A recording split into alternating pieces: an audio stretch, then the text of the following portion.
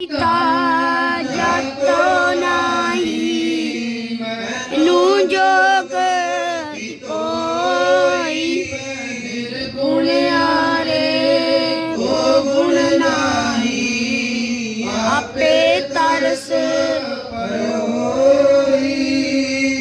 ਸਪਿਆ ਰਾਮਤ ਹੋਈ ਸਤਿਗੁਰ ਸੱਜਣ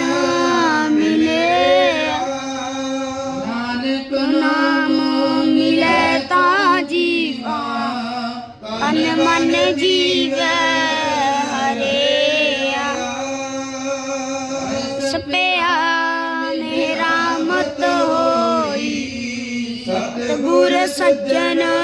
ਮਿਲਿਆ ਨਾਨਕ ਨਾਮ ਮਿਲੇ ਤਾਂ ਜੀਵਾ ਤਨ ਮਨ ਜੀਵੈ